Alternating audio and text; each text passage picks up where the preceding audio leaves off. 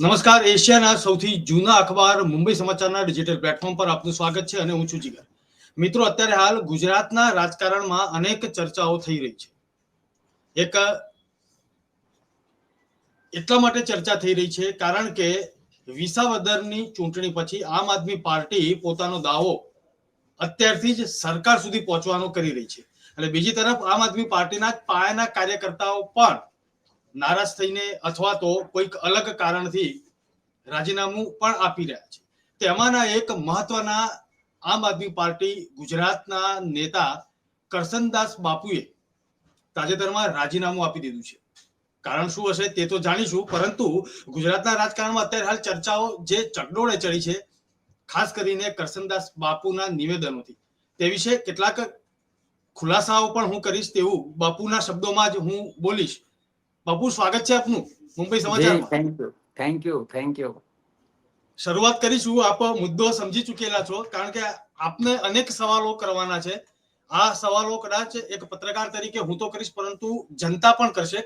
એનું કારણ એક માત્ર છે કે અત્યાર સુધી કરસનદાસ બાપુના ચહેરાને આમ આદમી પાર્ટીના એક દિગ્ગજ નેતા તરીકે લોકો જોતા હતા, સંત તરીકે જોતા હતા, તે અલગ વાત છે, પરંતુ એક રાજકારણની દ્રષ્ટિએ અલગ રીતે જોતા હતા. પરંતુ અચાનક રાજીનામું આપવું પડ્યું.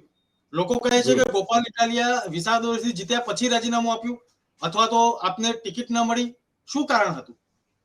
નહીં, ટિકિટ ન મળવાનો તો કોઈ પ્રશ્ન નથી. 2022માં હું ઓલરેડી ચૂંટણી લડ્યો છું અને 27 ને તો હજી ઘણી વાર છે. આપણા ગુજરાત કે દેશમાં અઢી વર્ષ પહેલા ટિકિટ માટેનું કોઈ ડિસિઝન આવતું હોય એવું મારા ધ્યાનમાં નથી આવ્યું. એટલે લોકશાહીની એ મજા છે. લોકો અલગ અલગ સ્ટેટમેન્ટ આપી શકે, વાણીની સ્વતંત્રતા છે. કહું ને, મેં 1 મહિનો ને આજે લગભગ બીજો દિવસ છે, એમાં ઘણા લોકોએ મને અલગ અલગ, કોઈએ કોંગ્રેસમાં જોડી દીધો, કોઈએ ભાજપમાં જોડી દીધો. એ લોકશાહીનો આનંદ છે અને દરેકે લેવો જોઈએ, સભ્ય સમાજ સ્વીકારે એ ભાષામાં. રાજીનામું આપવાનું જે કારણ છે, એક તો બેઝિક કારણ તો એ છે કે મેં પોતે જે બાયપાસ 1.25 વર્ષ પહેલા કરાવેલી છે, તો થોડાક રેસ્ટની જરૂર હતી અને હું કેટલી તાકાતથી મહેનત કરતો હતો એ પણ બધાને ખબર છે. પણ મેઇન બાબત એ છે કે જે પ્રોડક્ટ લઈને હું જાતો હતો, એ પ્રોડક્ટ પરનો મારો ભરોસો ઉડી ગયો. અને હું નથી મોટો દાવો કરતો કે હું 100% સાત્વિક હોઈશ, પણ કદાચ આજના જમાના કરતા થોડુંક સાત્વિક જીવન હું સ્વીકારું છું. અને જે પ્રોડક્ટમાં જે બાબત હોય એ સત્ય વાત કહીને જ હું એઝ એ MBA બોલું છું કે મારી પ્રોડક્ટમાં જે વાસ્તવિકતા હોય એ લઈને જ કોઈ મારા ભરોસે મારી પ્રોડક્ટ ખરીદે અને પછી એને એવું લાગે કે બાપુના કહેવાથી અમે છેતરાણા, તો એ મને યોગ્ય ન લાગ્યું. મને ભવિષ્ય ન દેખાણું. મને જે પરિપક્વતા હોવી જોઈએ, કોઈ પણ સંગઠન હોય, પાર્ટી હોય કે પરિવાર હોય, એ પરિપક્વતા, એ દીર્ઘદ્રષ્ટિ, એ સ્ટ્રેટેજી, એ શક્તિની કિંમત, એ પ્રોપર જગ્યાએ રિપોર્ટિંગ કરવાની વાત, ઘણા બધા 5-10 મુદ્દાઓ છે કે જે બધામાં મને બંધ બેસતું ન લાગ્યું. અને બધાના સરવાળામાં મુખ્ય 2 બાબત મને આવતીકાલ પણ ન દેખાણી. અને હું બિલકુલ નહોતો ઈચ્છતો કે મારા કહેવાથી કોઈ મારી પ્રોડક્ટ ખરીદે કે મારી આઈડિયોલોજીમાં એક્સેપ્ટ કરે અને કાલ સવારે એને અફસોસ થાય. એટલા માટે મને એવું લાગ્યું કે મારે આમાં હટી જવું જોઈએ. એના ભાગરૂપે મારા રાજીનામા પછી મને અનેક ગ્રુપમાં પણ કોલ આવ્યા, વ્યક્તિગત થોડાક જે તે એરિયાના વજનદાર લોકોના પણ ફોન આવ્યા કે બાપુ, અમારે તમને મળવું છે. હું માનો કે હમણાં અહીંથી રાજીનામા પછી 10 દિવસ પહેલા જુનાગઢ ગયો તો લોકો મને તારાપુર મળવા આવ્યા હતા, વટામણ, બગોદરા, સુરેન્દ્રનગર, ગોંડલ, ચોટીલા, રાજકોટ, અલગ અલગ ગ્રુપમાં લોકો મળવા આવ્યા હતા. પણ એ બધાને મેં ફોનમાં કહ્યું હતું કે તમે મને ન મળો તો સારું, એટલા માટે છે કે તમે મને પૂછશો એટલે હું સાચું કહીશ એટલે તમારો કામ કરવાનો ઉત્સાહ ઘટશે અને તમારા ઉત્સાહ ઘટાડવાનું મને પાપ લાગશે. એટલે મેઇન 2 વાત છે. બીજું તો ઘણું બધું છે અને ઘણું બધું એવું પણ છે કે જે આજે હજી હું ડિસ્ક્લોઝ નહીં કરું, સમય આવે ડિસ્ક્લોઝ કરીશ. પણ લોકશાહી કે ગુજરાત કે મારા દેશના નાગરિકો કે જેને કોઈ રાજકારણ હારે લેવા દેવા નથી, પણ જે સાત્વિક પાવર, સાત્વિક સત્તા ઈચ્છે છે એ લોકોની આંખમાં ક્યાંય ધૂળ નખાતી હશે તો આજે તો મેં પાર્ટીમાંથી રાજીનામું આપ્યું, મેં કેજરીવાલજી માટે પણ સ્ટેટમેન્ટ આપ્યું, હજી ઘણા બધા સ્ટેટમેન્ટ આપવાના બાકી પણ છે. પણ આવી કોઈ ધૂળ નાખશે તો એ માણસ રાજકીય હોય, કોઈ પણ પાર્ટીનો હોય કે કોઈ પણ સંગઠનનો હોય, એક લોકશાહીના જવાબદાર નાગરિક તરીકે અવાજ ઉઠાવવો એ મારો ધર્મ છે અને એ ધર્મ હું સ્મશાન સુધી નિભાવતો રહીશ. જી બાપુ, સવાલો અનેક થઈ રહ્યા છે. આપે કહ્યું કે કોઈ ધૂળ નાખતું હશે તો હું જવાબ આપીશ, આવનારા સમયમાં ખુલાસા કરીશ, કોઈ કે આમ કહ્યું. આ જે જો અને તોની વાત છે, મુખ્ય મુદ્દા ઉપર આપ ક્યારે આવશો? સમય લાગશે? નહીં, મુખ્ય મુદ્દામાં તો જો મુખ્ય મુદ્દામાં મેં કેજરીવાલ સાહેબ વિશે સ્પષ્ટતા કરી જે મને લાગ્યું એ બરાબર. કારણ કે કોઈ પણ રાજકારણ હોય, કોઈ પણ પક્ષ હોય, જ્યારે લોકોનો ભરોસો લેવા માટે આપણે નીકળીએ ને ત્યારે આપણું આંતરિક અને બાહ્ય માણસ કેવો તો આપણે એને બાહ્ય રીતે ઓળખતા હોઈએ છીએ, પણ સારો માણસ કોણ, સાત્વિક માણસ કોણ કે જે અંદર છે અને જે બહાર છે એનું અંતર જેટલું ઓછું એટલો માણસ સારો. આ આપણે સામાજિક રીતે ને બધી રીતે સાંસ્કૃતિક રીતે ને આપણા શાસ્ત્રો બેઝ ઉપર આપણે સ્વીકારતા આવીએ છીએ. તો એ મને ન દેખાણું, કપટ વૃત્તિ ક્યાંક ને ક્યાંક વ્યક્તિગત મને દેખાણી. અને હું તમને આખું ઓલ ઓવર ચર્ચાનું કહી દઉં કે મારા સ્ટેટમેન્ટ એ મારા અનુભવ છે, મારું માનવું છે. એમાં મને ભરોસો છે કે હું આવતીકાલે 100% સાચો નીકળીશ, પણ શક્ય છે કે કદાચ થોડુંક ક્યાંક ડિસિઝનમાં મારી પણ ભૂલ હોય. એટલે માનો કે અત્યારે આપણે ગુજરાતમાં હો ચાલુ થયું છે. તમે હો કે કોઈ પણ રાજકીય જે અનુભવી માણસ હોય એમને ખબર છે કે જીતવા માટે, સરકાર બનાવવા માટે 92 સીટ જોઈએ ગુજરાતની અંદર, બરાબર. હવે આપણે જે હો ચાલુ કરીએ, લોકોમાં પેલું કરીએ, તમે ભલા માણા ગણો તો ખરા કે કઈ 92 સીટ ઉપર આપણી ડિપોઝિટ બચે એમ છે, કઈ 10 સીટ ઉપર આપણે જીતીએ એમ છે. હજી તો પંજાબનું શું રિઝલ્ટ આવે 26ની એની શું અસર થવાની છે. એટલે ખાલી આભાસી બાબતોથી જિંદગીમાં કોઈ કામ નથી થતા. સત્તા સુધી પહોંચવું તો એક શું કહેવાય, એક બહુ ખરાબ સમયમાં આવેલું સપનું ગણાય. બાકી આ બધું ઓલ ઓવર જોઈએ તો કોઈ ભવિષ્ય નથી. અને તમને બહુ સ્પષ્ટ કરું કે મેં જે તાકાતથી કામ કર્યું, કદાચ બહુ ઓછા લોકોએ એટલું તાકાતથી કામ કર્યું હશે, એનું ગુજરાત સાક્ષી છે, મીડિયા સાક્ષી છે. એને લીધે એક પ્રવાહ આવી રહ્યો હતો, એક પ્રવાહ, અને મને ગમતું હતું.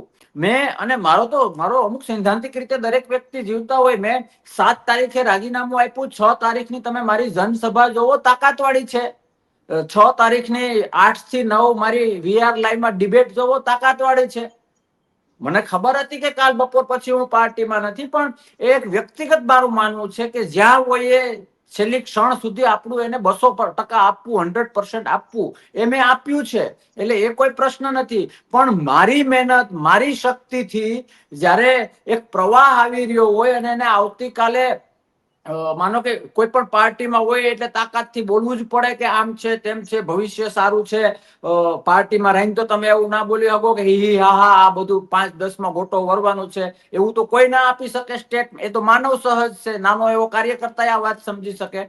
તો એ મારા નાભી સ્વરથી જે પ્રવાહ આવતો હોય એ પ્રવાહને હું ગેરમાર્ગે શું કામે દોરું કે જ્યારથી મને આગળ અંધારું દેખાય છે, જ્યારે મને ભવિષ્ય નથી દેખાતું, તો હું છાતી ઠોકીને એ કહું ને એ મારા ભરોસે કંઈક આવે કે યસ બાપુ કે છે તો કંઈક હશે, બરાબર. એવું ઘણો સમય ચાલ્યું. મને દેખાતું હતું કે આજે રોગ મટશે, કાલે રોગ મટશે, પણ એમાં ક્યાંય કઈ ફેરફાર થયો નહીં. અને પછી મેં ખૂબ 10 દિશાઓમાંથી વિચાર્યું કે આ પેશન્ટની હવે ઘરે જઈને સેવા કરી લેવાય. આપણે ડોક્ટર કહી દઈએ ને કે હવે આમાં કઈ થઈ શકે એમ નથી, ઘરે જઈને સેવા કરી લ્યો. એટલે મેં છોડી દીધું. અને મને એવું લાગ્યું કે મારો રોલ અહીંયા હવે પૂરો થાય છે. મારે એવું કોઈ, કારણ કે હું જે કરું ને એ તાકાતથી કરું છું, અને તાકાતથી કરીએ એટલે લોકો આકર્ષાય. પણ લોકોને આવતીકાલે હું જવાબ શું દઈશ? 27ના રિઝલ્ટ પછી હું જવાબ શું દઈશ કે બાપુ તો તમે આવું કહેતા હતા ને હકીકત તો આ છે ને, તમે તો એટલા અનુભવી છો, જાણતા હશો. એ બધી બાબતોનો સરવાળો પછી જે મેં વાત કરી ને કે શક્તિની કિંમત થવી જોઈએ. જે પરિવારમાં શક્તિની કિંમત ન થતી હોય એ પરિવાર નથી ચાલતા મારા ભાઈ. તો પાર્ટીઓ કઈ રીતે ચાલે? હું અથવા કોઈ નહીં એ ટાઈપની રાજનીતિ ન ચાલે. ડેઝિગ્નેશન થી ચાલનારા માણસ હોવા જોઈએ. એ એનું ભવિષ્ય નથી હોતું. જે લોકો ડેઝિગ્નેશન થી ચાલે છે, પણ ડેઝિગ્નેશન ને ચલાવી શકે એવા તાકાત વાળા માણસો હોવા જોઈએ. અમુક દરેક પાર્ટીમાં હોય આવું. રાજકારણ એટલે કોઈ એનજીઓ તો નથી, કોઈ મંદિર તો નથી કે પૂજા કરીએ ને બધા ધાર્મિક લોકો જ ત્યાં આવે, એવું નથી હોતું. પણ સાહેબ, માનો કે બીજેપી કોંગ્રેસનો દાખલો લઈએ, એક 40 વર્ષની આસપાસ જૂની પાર્ટી છે, એક 140 વર્ષ જૂની આસપાસ પાર્ટી છે, રાજ્ય સરકારો ભોગવી લીધી છે, કેન્દ્ર સરકારો ભોગવી લીધી છે, તો થોડો ઘણો ડખો 19-20 રે એ ગળે ઉતરે. પણ તમે હજી 10-12 વર્ષના છો અને ક્યાંક અન્યની નારાજગીને લીધે થોડી ઘણી સફળતા મળી ગઈ છે, અને ઓલા એ પાર્ટીઓમાં કે એ તો કોઈ પણ વ્યક્તિ, માનો કે 12 વર્ષનો છોકરો હોય તો એને ઓછી ભૂલો કરી હોય, 140 વર્ષનો કે 40 વર્ષનો કોઈ યુવાન હોય તો એને વધુ ભૂલ કરી હોય. આ તો બધું વર્લ્ડ વાઇડ છે, ક્યાંય પણ એક્સેપ્ટેડ છે. એટલે એ આટલા વર્ષ જૂની પાર્ટીઓ વાળી જે વાત આમાં મને લાગવા માંડી કે ઓહો, આ તો બાળ મરણ થઈ શકે, આમાં તો કઈ આગળ દેખાતું નથી. એ બધાનો સરવાળાને આધારે મેં છોડી દીધું ને મને ટૂંકમાં મજા નહોતી આવતી પછી. જી બાપુ, સવાલ એ પણ થઈ રહ્યો છે, કેટલાક ઇન્ટરવ્યુ મેં જોયા, ગુજરાતના નાગરિકોએ આપના ઇન્ટરવ્યુ જોયેલા છે. છેલ્લા 1 મહિનાની હું વાત કરું તો આપે હમણાં જ આ ચોટીલાના ખેડૂતોના જે સંમેલન વિશે આપે એક મીડિયાને કહ્યું હતું કે ખેડૂતોને કેજરીવાલ જે ઢાલ બનાવી રહ્યા છે, અને આંખનો સોદાગર કયો તો, આંખનો સોદાગર કયો તો, અને આજે પણ કહું છું કે ડંકાની ચોટ ઉપર કેજરીવાલ આંખનો સોદાગર છે. એની આંતરિક બાબત આખી અલગ છે અને બાહ્ય બાબત ટોટલ ક્રોસ થાય છે. ખાલી ઇમોશનો ક્રિએટ કરે છે. ક્યાંક ને ક્યાંક અન્નાથી લઈને આજ સુધી તમે જોવો, આવું મેં ક્યાંય વાંચ્યું નથી. મેં મારી ઉંમરમાં ક્યાંય જોયું તો નથી, પણ કોઈ ઇતિહાસમાં પણ નથી વાંચ્યું. રજવાડાઓમાં એવા રજવાડાઓ થયા છે નેપાળમાં કે ક્યાંક, તમને મને બધાને ખબર છે કે પોતાના પરિવારને ખતમ કરીને પોતે રાજા બની ગયા હોય, પણ એ જે કઈ કરે છે એ જાહેરમાં કરે છે, ખુલ્લેઆમ કરે છે. પણ મારો ભગવાન બચાવે કે જે અંદર કંઈક અલગ હોય અને લોકશાહીમાં લોકો આગળ કંઈક અલગ હોય, આવા માણસોને હું નફરત કરું છું. અને મેં એને આધારે આ બધા સ્ટેટમેન્ટ આપ્યા હતા. તમે પૂરો પ્રશ્ન પૂછો એ પહેલા જ તમને જવાબ દઈ દઉં કે મેં એને કહ્યું હતું કે એમનું અહીંયા શું દાયટું છે ભાઈ. અને ખેડૂતની હાલત ખરાબ હોય, કોઈ પણ પેલી હોય, તમે હોસ્પિટલમાં ક્યારેક અમે કોલેજમાં ભણતા ને ત્યાં સિવિલ હોસ્પિટલમાં સૌરાષ્ટ્રથી પેશન્ટ આવતા ને, તો એ ઉંમરે અમે સમજી શકતા હતા કે સાચી ખબર કાઢવા કોણ આવ્યો છે અને પેશન્ટની હાલત જોઈને મજા લેવા કોણ આવ્યો છે. આ એક નેગેટિવ સાયકોલોજી છે. આ વાત તમે અને સાંભળનારા સમજી શકશે. કે સમજો કે મેં ચોખ્ખું એ વિડીયામાં કહ્યું હતું, આજે પણ રિપીટ કરું છું ને તાકાતથી રિપીટ કરું છું. કેજરીવાલ સાહેબ ને ખેડૂતની વેદના, ખેતી કે ખેડૂતમાં ખબર શું પડે? એને ખબર છે કે બાજરો કેમ વવાય, મકાઈ કેમ વવાય, કપાસ કેમ વવાય, ચણા કેમ વવાય? એમને એમ બસ હાલી નીકળવું છે ખાલી. હું ખેડૂતો માટે લડનારને વંદન કરું છું. માનો કે આમ આદમી પાર્ટીના જ નેતા હોય તો રાજુભાઈ કરપડા લડે છે, મને એના પ્રત્યે માન છે. વ્યક્તિગત મારા મિત્ર છે, સાગરભાઈ લડે છે. બીજેપીમાં લડનારા છે, કોંગ્રેસમાં લડનારા છે. પાલ આંબલિયા કિસાન ચેરમેન, મારો 12 વર્ષ તો અમે એક હોસ્ટેલમાં રહેલા, મારો મિત્ર છે. કહેવાનો મતલબ લડવું જોઈએ, તાકાતથી લડવું જોઈએ. ટૂંકમાં કંઈક કામ જેમાં તમારી માસ્ટરી હોય, જેમાં ધ્યાન પડતું હોય એવું કરવું જોઈએ. તમે લુહારનું કામ સુથારને આપો ને સુથારનું કામ સોનીને આપો ને સોનીનું કામ ખેડૂતને આપો તો બધા કામ બગડે. આ ધંધા એ કરી રહ્યા છે. એટલે મારે અવાજ ઉઠાવવો પડ્યો કે ભાઈ, હું પોતે એક ખેડૂત છું, ખેડૂતનો દીકરો છું. ખેડૂત કોઈને, પછી એ ખેડૂત હોય, પીડિત હોય, શોષિત હોય કે કોઈ પણ હોય, મારા ભાઈ, કોઈને કોઈના આંસુ સાથે રમવાનો કે કોઈની લાગણી સાથે રમવાનો કે કોઈના આંસુઓને આધારે ધંધો કરવો, ધંધો મતલબ સોદાગરી કરવી, સોદાગરી મતલબ પોતાના માટે કંઈક એચીવ કરવું, નફો મેળવવો. એ નફો પૈસાનો ધંધામાં હોય અને રાજકારણમાં મતનો હોય. તો આ બધી વાત તો મારે લોકો સુધી પહોંચાડવી, એક જાગૃત લોકશાહીના નાગરિક તરીકે મારો ધર્મ છે. અને જ્યારે જરૂર પડશે, જે તાકાતથી જરૂર પડશે, હું મારી ખુદની ચિંતા કર્યા વગર તાકાતથી કહેતો રહીશ. હદ થાય છે યાર, આ રીતે ક્યાં સુધી સહન કરતા રહીશું આપણે? જી બાપુ, કેજરીવાલ આવવાના હતા આ ચોટીલાના આ સંમેલનમાં, કંઈક ખેડૂતોનું સંમેલન બોલાવીશું, તેમને ન્યાય મળશે. પરંતુ સવાલ એ થાય છે કે બીજા તેમની સાથે જોડાયેલી જે સમિતિ છે, તેમણે પણ છેલ્લે તો ખુલાસા કર્યા કે કેજરીવાલજી નથી આવી શક્યા એટલે હવે એમના તરફથી આ વિડીયો આવશે. ગઈકાલે વિડીયો પણ આવેલા હતા અને સંબોધન પણ કર્યું. આપે સંબોધન કદાચ સાંભળ્યું પણ હશે. સવાલ એ થાય છે કે ગુજરાતમાં એવી કોઈ ખેડૂતોનું અત્યારે આંદોલન ચાલી નથી રહ્યું, તો આ કરવાનું કારણ શું હશે? નહીં, એ તો દીવા જેવું છે. આખું ગુજરાત અને દેશ જાણે છે કે જે કપાસમાં જે આયાત ડ્યુટી વાળીની વાત હતી એને લીધે બહારનો કપાસ જે છે એ કે દેશમાં સસ્તો પડે એમ હતો ને એને લીધે આપણા કપાસ વાળું જે અમેરિકન જે વિદેશ નીતિ છે એનો ક્યાંક ભોગ બન્યા. ને એ લોકોનું એવું કેવું હતું કે આપણી સેન્ટ્રલ ગવર્મેન્ટે એમની સામે યોગ્ય પેલું ના કર્યું તો એમને ના પાડી દેવાય. આ તે કે માંગ અને પુરવઠા વાળી વાત હતી અને એમાં ખેડૂતોને એ બધી તો વાત ગળે ઉતરે. મુદ્દો તો સાચો છે. કપાસ બાબતે જે આપણે ભાવ આપણા વિદેશ નીતિની નબળાઈને લીધે જે આપણો ભાવ અહીંનો ડાઉન થાય, એક સ્વાભાવિક છે કે એક માનો કે એક અમેરિકા દુકાન છે, એક આપણો દેશ દુકાન છે. ત્યાં એક દૂધની થેલી એક જગ્યાએ 11% આપણે ગણીએ તો એક જગ્યાએ 100 રૂપિયાની મળતી હોય ને એ જ દૂધ 89 રૂપિયાનું મળતું હોય તો માણસો તો 89 રૂપિયા વાળું જ લેવાના. એટલે એ વિદેશ નીતિનો વિરોધ કરવા માટે બધું બરાબર છે, પણ સાહેબ મારે વિરોધ કરવો હોય તો શિક્ષણ નો કરાય, ખેતી નો કરાય, સામાજિક કરાય, સાંસ્કૃતિક કરાય, ધાર્મિક કરાય. બરાબર છે. હવે માનો કે કોઈ હોસ્પિટલની અંદર કોઈ પેશન્ટ બીમાર પડ્યું અને ડોક્ટર ભૂલ કરે તો કદાચ હું બીજા ડોક્ટર પાસે માર્ગદર્શન લઈને પેલું કરું, પણ હું ડોક્ટરને એમ કહું કે નહીં તમને નહીં આવડે, હવે મારે ઓપરેશન કરવું પડશે, તો લોકો એ મને ગાંડો ગણે. તો સ્વાભાવિક છે કે બાપુ એ તમારું ફિલ્ડ નથી, પાછા વળો ને, જેનું ફિલ્ડ છે એને આગળ થવા દો ને. આ સ્વાભાવિક જેવું છે. તો આ કેજરીવાલનું ફિલ્ડ નથી. માત્ર આંસુ ને આધારે, ખેડૂતોની વેદનાને આધારે આવા કાર્યક્રમો રાખવા અને પાર્ટ ઓફ માર્કેટિંગ કહેવાય અને મેનેજમેન્ટની ભાષામાં અને નેગેટિવ માર્કેટિંગ કહેવાય. નેગેટિવ માર્કેટિંગ કરનાર કોઈ કંપની હોય તો એનું પ્રોડક્ટનું પણ ભવિષ્ય નથી હોતું અને પાર્ટી હોય તો એ પાર્ટીનું પણ ભવિષ્ય નથી હોતું. અને કરવા જેવું તો દિલ્હીમાં ઘણું બધું છે. મારી માં, હું કાલે ઘણા બધા મીડિયા વાળાને આ ઉદાહરણ આપ્યું છે કે મારી માને મજા નથી, મારી માને તાવ આવ્યો છે, ખાટલે પડી છે બિચારી, જમી નથી શકતી.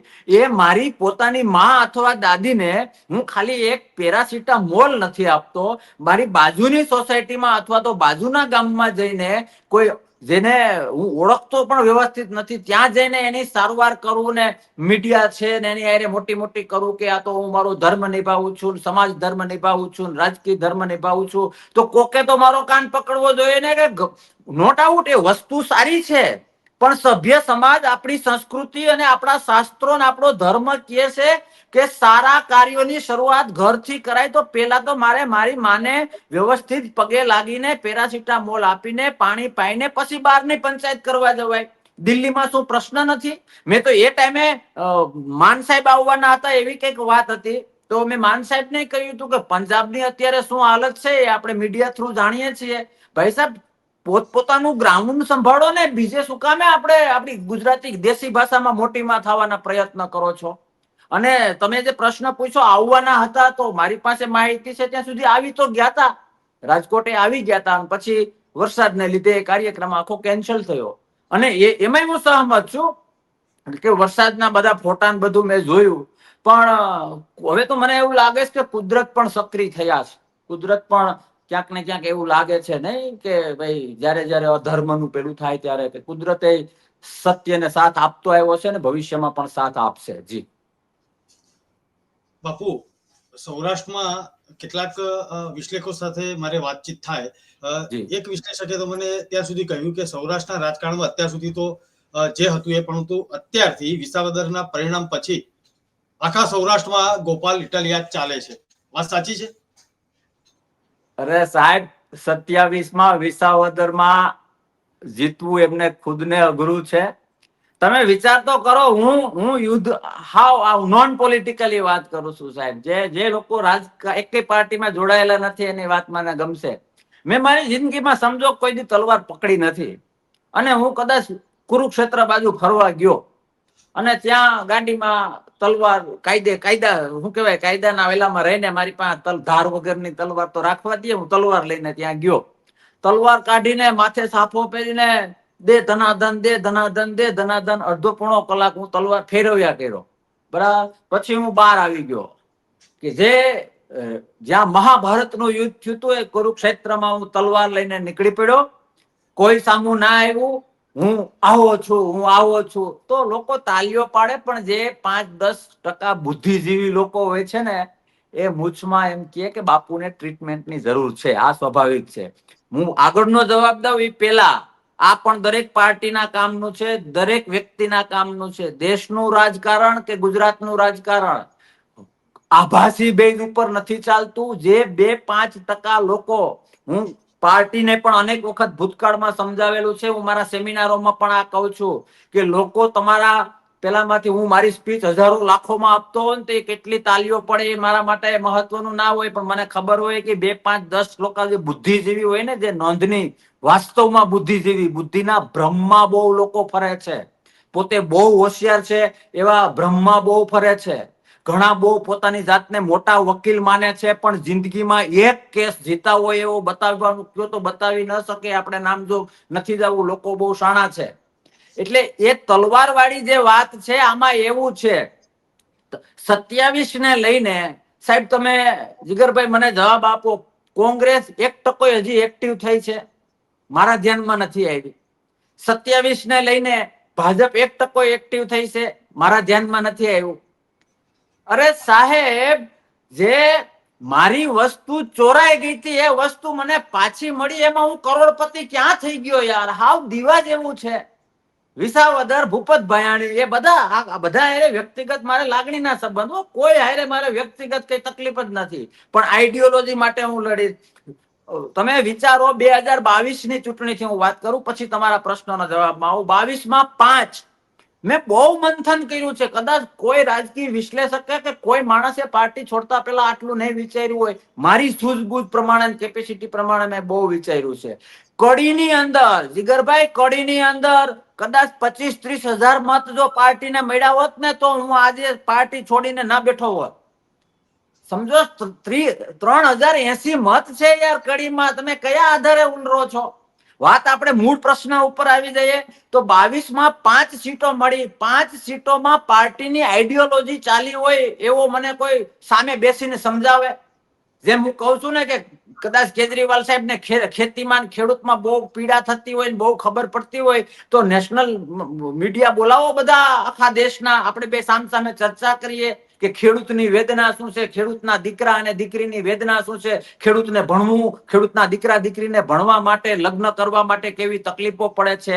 ખાલી છાપામાં વાંચેલું, ટીવીમાં જોયેલું નહીં, અંદરથી આવતું નાભીના સ્વર બાબતે એ ચર્ચા કરે ને હું ચર્ચા કરીએ, દૂધનું દૂધ અને પાણીનું પાણી થઈ જશે. હું વાત એ કરતો હતો કે આઈડિયોલોજી સાહેબ ચાલી જ નથી. આ બધું હૈસ્યો આભાસી છે, આભાસી. અને આભાસીમાં જીવનારા લોકોનું કોઈ ભવિષ્ય નથી હોતું, પાર્ટીનું કોઈ ભવિષ્ય નથી હોતું, સંગઠન, સંસ્થા કે કોઈ વ્યક્તિનું ભવિષ્ય નથી હોતું. 22માં 5 MLA આવ્યા, 5 મારા મિત્રો ત્યારે પણ હતા અને આજે પણ છે. મને બતાવો, ભૂપતભાઈ ભાયાણી વિસાવદરમાં જીતા તો સૌ આખા ગુજરાતને ખબર છે, એ તો વિસાવદર છે, એની ઈચ્છા પડે એ કરે. આપણે 14 વર્ષનો, એ તો તમે પણ સ્ટડી કરેલો હોય છે. હવે ભૂપતભાઈ ભાયાણી બીજેપી માંથી આવ્યા, એટલે હું માનો કે હું અત્યારે અમારે ના બોલવું જોઈએ, બોલું. કાલ સવારે હું કોઈ પાર્ટીમાંથી ચૂંટણી લડું તો જે લોકો વ્યક્તિગત મને ચાહે છે એવા આમ આદમી પાર્ટી વાળા મને મદદ કરવાના ને. આ તો એક માનવ સહજ છે, કોઈ સ્વીકારે કે ના સ્વીકારે, પણ સત્ય છે. એમ ભૂપતભાઈ ભાયાણીને એ સપોર્ટ મળી ગયો એટલે MLA બની ગયા. મારા મિત્ર, મારા સમાજના અહેમદભાઈ ખવા, હરદા બાપા, એમના પપ્પા મારા મિત્ર, 2 પેઢીની મહેનત, અપક્ષમાં જીતે એમ હતા, એને બદલે આ બધા ભાઈ બાપા કર્યા અને એ માણસ લડ્યા, જીતી ગયા. સુધીરભાઈ વાઘાણી, એમણે કેટલો ખર્ચો કર્યો છે, કઈ રીતનું કર્યું છે, જે દાન ધર્મ કર્યા છે, વ્યક્તિગત જીતા. ચૈતરભાઈ પોતાની રીતે વ્યક્તિગત આઈડેન્ટિટી ઉભી કરી હતી. ઉમેશભાઈ મકવાણા જે અત્યારે MLA છે પણ પાર્ટીમાંથી સસ્પેન્ડ કરવામાં આવ્યા છે, જે પેલા સાંસદના PA હતા અને આખું એનું એ રીતનું. મારો આ લાંબી કરવાનો મતલબ એ છે કે બધા વ્યક્તિગત બેઝ ઉપર જીતાતા. જો પાર્ટી આઈડિયોલોજી 1% ચાલી હોત ને તો જીગરભાઈ ઈસુદાન ન હારે. મનોજ ન હારે, ગોપાલ ન હારે, કરશન બાપુ ભાદરકા ન હારે, કારણ કે રાજુભાઈ કરપડા ન હારે, કારણ કે અમે બધા ખૂબ તાકાતથી જે અમારાથી મેક્સિમમ થઈ શકે એ રીતના પાર્ટીના ચહેરા હતા. એટલે એ નથી ચાલ્યું. ફરીથી માનો કે આ 25માં આવી જઈએ, કોણ કહે છે કે આમ આદમી પાર્ટી કે આમ આદમી પાર્ટીની આઈડિયોલોજી ત્યાં વિસાવદરમાં જીતી? ખોટી વાત છે. મેં પોતે મહેનત કરેલી છે. જીત જીત હોય છે, પણ એની અંદર એનું પોસ્ટમોર્ટમ કરીએ તો ભાજપના આંતરિક ડખાએ ત્યાં હાવેણાને જીતાડ્યો છે. આમ આદમી પાર્ટી કે ગોપાલ ઇટાલિયાનો ચહેરો નથી જીતો. જો તમે ત્યાં અભ્યાસ કરો તો જુનાગઢની જે ડુંગરપુર વાળી જિલ્લા પંચાયત અને આહિર સમાજના જે બધા ગામો છે એમાં જવાહરભાઈ ખૂબ એક્ટિવ હતા, કારણ કે એને કિરીટભાઈ ને મારો રામ જાણે કમળ ને હું લેવા દેવા અંદરો અંદર ડખાવ હોય એટલે એ ફેક્ટર કામ કરી ગયું.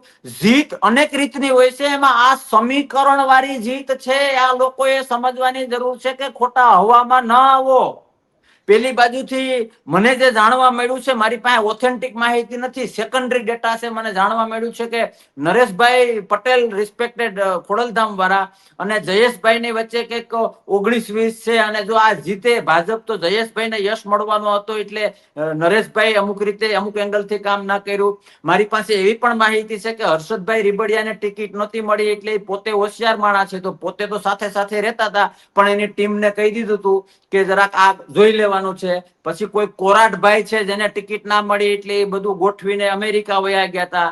આ બધા સમીકરણોને લીધે આમાં આપણે 7.5 એટલે આમ તો સમજો ને કે લગભગ 8,500-9,000 મત વધુ મળી ગયા. જેટલા જીતા એનાથી અડધા કરવાના હોય કાયદેસર કાઉન્ટિંગ પ્રમાણે, બરાબર. તો આમાં એવી કોઈ આઈડિયોલોજીની જીત જ નથી. આખું માનો કે પછી તો માર્કેટિંગ થાય કે ભાઈ આખી સરકાર ધંધે લાગી હતી, તો આમ થયું તેમ થયું. તો આપણે આખું પંજાબ ઉતાર્યું હતું, આખું દિલ્હી ઉતાર્યું હતું, આખું ગુજરાત ઉતાર્યું હતું, અમારા જેવા યોદ્ધાઓ તાકાતથી લડતા હતા. આને લીધે તમે કયા પેજ ઉપર એવું નક્કી કરો કે એક વીઘામાં ખાંડી થઈ એટલે 182 વીઘામાં 182 ખાંડી થાય? રામનું નામ લ્યો સાહેબ, મારા શબ્દો યાદ રાખજો. કદાચ ભૂકંપ આવે, ચમત્કાર થાય આ જગતમાં, ગમે એટલું આજ સુધી જાહેર જીવનમાં ચમત્કાર ના થયો હોય ને એવો ચમત્કાર થાય ને, તો પણ હવે હું જે કહેવા જઈ રહ્યો છું એ આજ સુધી મેં એક પણ મીડિયાને નથી કહ્યું. મેં જે એંગલ થી પાર્ટીમાં વિચાર્યું એમાંનો આ એક મારો સર્વે છે. આ પબ્લિકને, લોકોને, સાંભળનારાને, તમને બધાને વિનંતી કરું છું કે હવે પછીનું રેકોર્ડિંગ સાચવીને રાખજો 2-3 વર્ષ અથવા 12 વર્ષ.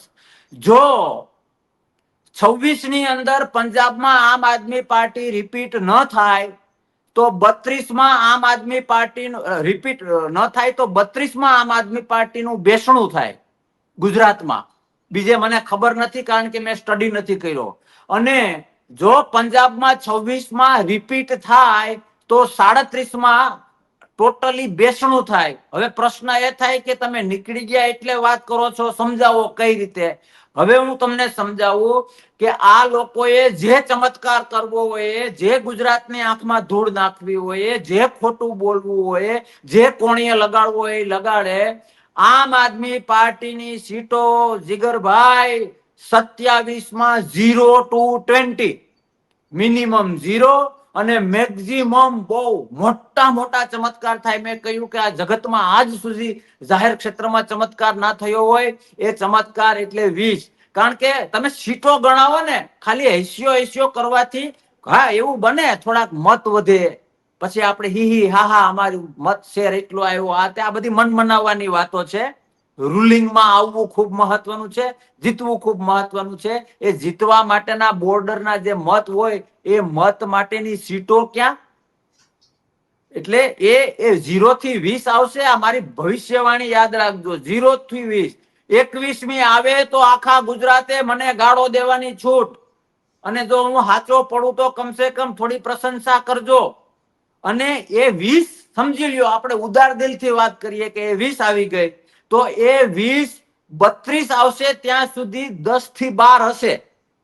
7-8 નું શું થશે મારે કહેવાની જરૂર નથી, આખું ગુજરાત જાણે છે, બધા અભ્યાસીઓ જાણે છે. હવે એ 7-8 જશે એટલે ગુજરાતમાં એક ખોટો મેસેજ જશે. 40% તો આમાંય સુઈ ગયા. 40% મતલબ 5 આવી હતી, એમાં ભાઈ ભાયાણી સાહેબ જતા રહ્યા અને ઉમેશભાઈ ને સસ્પેન્ડ કર્યા, એટલે 2 તો ગયા. એટલે 5 માંથી 2 એટલે 40% એ ગયા. એનો એક મેસેજ બહુ ખરાબ ગયો છે. પાછી 7-8 જાય એટલે પછી ગુજરાતીઓ નક્કી કરી લે કે ઓહો, આ તો બાપુ કહેતા હતા એ સાચું છે. ભારી લઈને આવ્યા હતા, ભરાય તો ઠીક છે, નહીં તો બાય બાય ટાટા જય શ્રી કૃષ્ણ. કોઈ વિઝન નથી, કોઈ પરિપક્વતા નથી, કોઈ દીર્ઘ દ્રષ્ટિ નથી, કોઈ ગુજરાતની ચિંતા નથી. અને એને આધારે 32માં ભાઈ ધબડકો થાય. 32માં પાછી થોડી ઘણી સીટ આવે, પછી 20 ના પહોંચે અને 37માં બેસણું થઈ જાય. અને એનાથી હજી 2 વાક્યો કહું કે કદાચ જો પંજાબમાં રિપીટ ના થયા તો જે મેં 27માં 20 થી ચાલુ કરીને એ 10 આવી જાય, 10માંથી 2-5 ઓછી થાય અને 32માં બેસણું થઈ જાય. આમાં એક વાક્ય ક્યાંય આડાવડું ખોટું પડે તો તમે એવું મને ગમે ત્યારે મારો કાન પકડી શકે. ગુજરાતનો જવાબદાર અને હોશિયાર નાગરિક મારો કાન પકડી શકે. સાહેબ હૈસ્યો છે. તમે મને કહ્યું સૌરાષ્ટ્રમાં ઘણા બધા કહે છે, એવા ડીંગી વગાડે છે કે સૌરાષ્ટ્રમાં આજ ચાલે ને તે જ ચાલે. હવે આપને ફીણ આવી ગયા છે જીતતા. 27માં શું ગુજરાત આખું ત્યાં હશે? બધા પોતપોતાની ચૂંટણી લડતા હશે? હાવ દેવા જેવું છે ને. હું માનો કે મેં રાજીનામું ના આપ્યું હોય તો મેં વિસાવદરમાં કેટલી મહેનત કરી એ બધાને ખબર છે. મેં જે કાલસારીમાં મહેનત કરી હતી એ જિલ્લા પંચાયત ફર્સ્ટ નંબરની હાઈએસ્ટ લીડ મળી છે. મેં પછી 2 નંબર ઉપર ચૂડામાં કામ કર્યું તો ચૂડા સેકન્ડ હાઈએસ્ટ છે. અમુક પ્રકારના નિર્ણયો મેં લીધા હોય તો ત્યાં કદાચ કોઈને પરિપક્વતા અને રાજકારણ કેમ કરાય, ચૂંટણી કેમ જીતાય એ ખબર ના પડતી હોય ને, એટલે આપને એમ થાય ઓહો પેલા અંકલ ઓલાને ભાઠો મારે છે. અરે ભાઈ, ભાઠો નથી મારતા. એને એ ભાઠો નહીં મારે તો ઓલો હાવ જ હાવ ખાઈ જાય એમ છે. આ બધું જે આમાં વર્ષોથી કામ કરે, કહેવાનો મતલબ હવે મેં એટલી મહેનત કરી, પછી કોઈ પણ લઈ લ્યો, પ્રવીણભાઈ રામે એટલી મહેનત કરી, રાજુભાઈ કરપડાએ એટલી મહેનત કરી, મનોજભાઈ એટલી કામ કરી, રાજુભાઈ સોલંકીએ એટલી મહેનત કરી, યુવરાજસિંહ જાડેજાએ એટલી મહેનત કરી, રેશમાબેન હોય, તમે કોઈ સાગરભાઈ હોય, ઈસુદાનભાઈ હોય, કોઈ પણ નેતાને લઈ લ્યો, જ્વેલબેન હોય, કોઈ પણ નેતાને લઈ લ્યો તો એ બધા ત્યાં તો હવે 27માં તો બધા પોતપોતાની ઘેરે લાડવા બનાવતા હશે ને, પોતપોતાની વિધાનસભામાં લડતા હશે તો અહીંયા ભોજિયોભાઈ મદદ કરવા જવાનો છે, હાલી નીકળાશે ખાલી અને આ કવર કરીએ, આ કવર. અરે 27માં વિસાવદરે હચવા હે કે નહીં એની મને ચિંતા છે. ખાલી હું ગુજરાતને ઉલ્લુ બનાવવા નીકળ્યા છે. મારે તો યુવાનોને કેવું છે, તમારા માધ્યમથી માફી માંગુ કે મને જ્યારે વાસ્તવિકતા સમજાણી ને ત્યારથી હું એક્શનમાં આવી ગયો કે નહીં, કદાચ મને તો મોટો કરતા હતા જ ને. આખા ગુજરાતને દેશને ખબર છે. એક 2 સીએમ વાળા સ્ટેજમાં મને સ્ટેજ આપતા હતા. આમ આદમી પાર્ટીનું સ્ટેટનું કે કોઈ પણ સભા કે કઈ પણ હોય તો મારા વગરનું ક્યારેય નથી થયું. જ્યારથી હું એક્ટિવ થયો ત્યારે મીડિયાઓનો મને એટલો સપોર્ટ મળતો હતો. મને વ્યક્તિગત શું વાંધો હોય, પણ મને મારી માએ શીખવાડેલું છે, આશ્રમમાં ભણતો ત્યારે આનંદગીરી બાપુએ શીખવાડેલું છે કે ખાલી મજા કરવી હોય ને તો સાયકલની ઘોડી ચડાવીને પેન્ડલ મરાય. તાકાતથી પેન્ડલ મારીએ એટલે આપને એમ થાય મજા આવે પણ સાયકલ વેગ ના કરે, વ્હીલ ન્યા ફરે. આ લોકોના હવા વગરના વ્હીલ ન્યા ફરે છે. થોડીક સમજવાની જરૂર છે. અથવા તો સ્વીકારી લેવાય કે ભાઈ અમે 10-15 સીટ જ લાવવાના છીએ વધુમાં વધુ 27માં, પછી તમારો પ્રેમ મળશે તો આ કરીશું તે કરીશું. હવે યાર એક કિલ્લાનું તાકાત ના હોય ને ટનની વાતો કરવી, લોકો હું મૂર્ખા છે, ગુજરાતીઓ આવા મૂર્ખા છે, આવું ન ચાલે. એટલે ઘણું બધું એવું છે કે જે નથી હજમ થતું. આનંદ છે, 1 મહિના થી છે માથેથી ડુંગર ઉતરી ગયો હોય ને એવું લાગે, બહુ મજા આવે. અને બીજું હું બોલવાનું બંધ નહીં કરું. પાર્ટીને ઓપન નાગી ચેલેન્જ આપું છું. તમારે જેટલો મને બદનામ કરવો હોય એટલું કરો, જેટલી વાતો કરવી હોય એટલી કરો. તમને એટલી તો ખબર છે કે બાપુ ખુલ્લા પછી હું કરે, એટલે તમારા માધ્યમથી ચોખ્ખું કહું છું કે હકીકત તો એવું નહીં, આમ આદમીનું નહીં, બીજી પાર્ટીઓમાં જ્યાં મને એવું લાગશે કે આમાં બલ્લે છે, પોતાના સ્વાર્થ માટે લોકોની આંખમાં ધૂળ નાખે છે, પછેડીની પેલી બાજુ કંઈક બીજું છે, પછેડીને આ બાજુ બીજું છે, હું અભ્યાસ કરીશ, સ્ટડી કરીશ, અનુભવી લોકો સાથે ચર્ચા કરીશ, એમાં વાસ્તવિકતા અને ઓથેન્ટિક હશે ને તો ડંકાની ચોટ ઉપર મીડિયાને કહીશ. જી બાપુ, એક છેલ્લો સવાલ, સમયની મર્યાદા છે પણ પૂછવો છે કે વિસાવદરની જીત પછી ગોપાલ ઇટાલિયા અને મોરબીના ધારાસભ્ય કાંતિભાઈ અમૃતજી એકબીજાને ચેલેન્જની જે વાત ચાલતી હતી એમ લાગતું જી. હતું કે હવે તો ત્યાં પણ મોરે મોરા થઈ જશે, પરંતુ એવું કશું થયું નહીં. તો આ શું હતું? અરે આ છે ને અપરિપક્વતા છે, આમ બધી મૂર્ખામીઓ છે. આ બધું પોતે વગર કાગળે હું ગાંડો છું એના સર્ટિફિકેટો છે. જીગરભાઈ, તમે અને હું કોઈ એક જગ્યાએ છીએ. હવે ત્યાં એક્સિડન્ટ થયો, બરાબર. હવે હું તમને કહું કે જીગરભાઈ, હું તમને ચેલેન્જ આપું છું કે આ માણસને જો આપણે એ નામની હોસ્પિટલે લઈ જઈએ તો જ બચે. તમે એમ કહો કે ના ના બાપુ, હું તમને ચેલેન્જ આપું છું કે આ માણસને બી નામની હોસ્પિટલે લઈ જઈએ તો જ બચે. હવે આપણે બે ની ચર્ચામાં બીજા 2-5 ને વધુ રસ હતો. ઓઈલો બિચારો તડપતો હતો ત્યાં, સમજો છો તમે? એ આપણી બે ની ચેલેન્જમાં ઓઈલો બચી શકે એમ હતો, એ માણસ મરી જાય. તમે હું બે પાપી કહેવાય કે ના કહેવાય? તો આ બુદ્ધિના લઠ્ઠો મૂર્ખાઓ લોકશાહીના દુશ્મનોને કેવું પડે, ચેલેન્જ થી કઈ ન થાય, પ્રોબ્લેમ સોલ્વ થાય એમાં લોકોને રસ છે, કામ થાય એમાં લોકોને રસ છે.